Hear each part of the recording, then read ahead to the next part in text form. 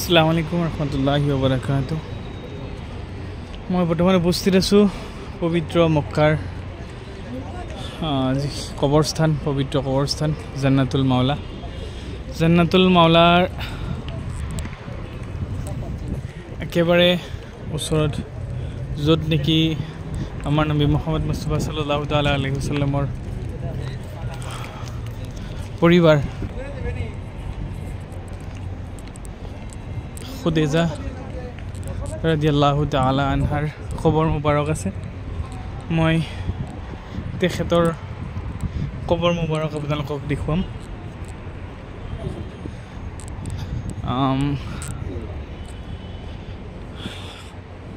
এই গোটেইখিনি হৈছে জান্নাতুল মাওলা।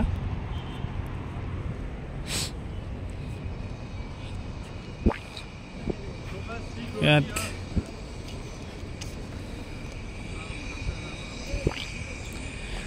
যিসকল ভাগ্যৱান, যিসকল জান্নাতী, তেওঁলোকেহে ইয়াত স্থান পায় থাকিবৰ বাবে।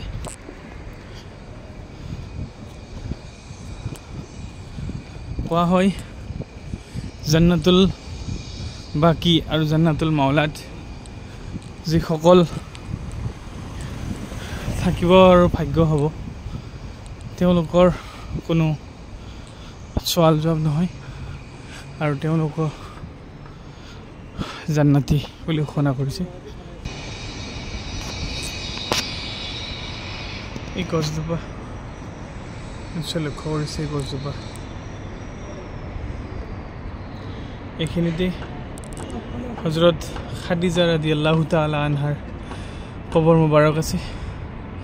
লগতে বিভিন্ন সাহাবাৰ কবৰ মুবাৰক এই জান্নাতুল মাওলাতে আছে। তাৰোপৰি ৰাসূলুল্লাহ সাল্লাল্লাহু আলাইহি সাল্লামৰ দুজন পুত্ৰ ইয়াতে দফন কৰা হৈছে বুলি বহুতে কয়। মই এইখিনি জান্নাতুল মাওলাৰ কিছু দৃশ্য আপোনালোকক দেখুৱাবলৈ চেষ্টা কৰিছোঁ। মোৰ লগত আছে আমাৰ কাকা মুকুট দেৱান। প্ৰচেষ্টাত আজি ইমানখিনিলৈ অতিক্ৰম কৰিব পাৰিছোঁ। আল্লাহ মহান আল্লাহৰ লাখ লাখ শুকৰিয়া। পৰৱৰ্তীকালে তেওঁক আকৌ আগুৱাই লৈ যাওক। আপোনালোকে দোৱা কৰক, কাল আলমাজ আমৰা হৈছে যাতে আগুৱাই যায়। আপোনালোকৰ দোৱা আশীৰ্বাদত নিশ্চয় যাব এটা আশা থাকিল। মহান আল্লাহ তাআলাৰ ওচৰত দোৱা মাগিছোঁ। আলহামদুলিল্লাহ।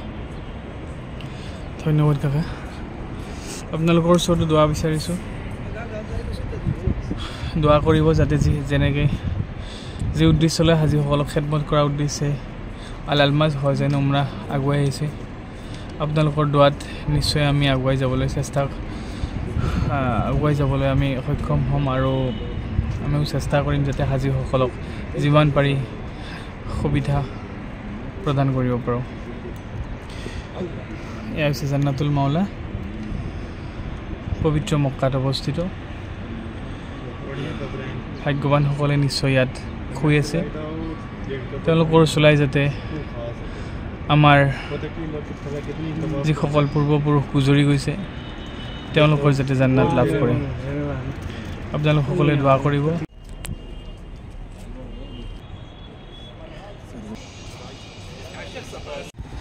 জান্নাতুল মাওলাৰ আৰু এটা নেদেখা বস্তু আপোনালোকক দেখুৱাবলৈ ওলাইছোঁ।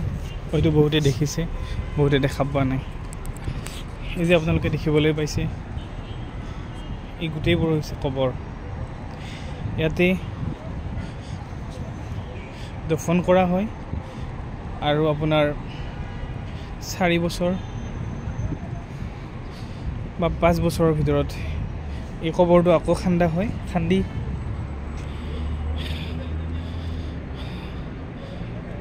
আকৌ মৃতদেহটো আৰু কিছু তললৈ দবাই দিয়া হয়। যিহেতু তাত অৱশিষ্ট যিখিনি থাকিব সেইখিনিয়ে তললৈ থাকিব। তাৰপিছত আকৌ ইয়াত নতুনকৈ মাটি দিয়া হয়, আকৌ ইয়াত নতুন কবৰ দিয়াৰ কাৰণে প্ৰস্তুত কৰা হয়। ইয়াতে ঠিক তেনেকৈ যিহেতু ঠাইৰ অভাৱৰ কাৰণে এনেধৰণৰ ব্যৱস্থা কৰিছে। এই গোটেইসমূহ আপোনালোকে দেখিছে। কোনোবাইতো হয়তো চাপৰ হৈ আছে, কোনোবাইতো ওখ হৈ আছে। ইয়াৰ অৰ্থ এইটোৱেই, ইয়াত হয়তো বেছিকৈ কবৰ সোমাইছে, কবৰ অৰ্থাৎ মৃতদেহ বেছি আছে আৰু কোনোবাটোত হয়তো কমকৈ আছে, চালে গমেই পাব। এইটো অকণমান কমকৈ আছে, এইটোত বেছি আছে। ঠিক তেনেকুৱাকৈ ইয়াতে গোটেইখিনি জানাজা গোটেইখিনি দফন কৰা হয়।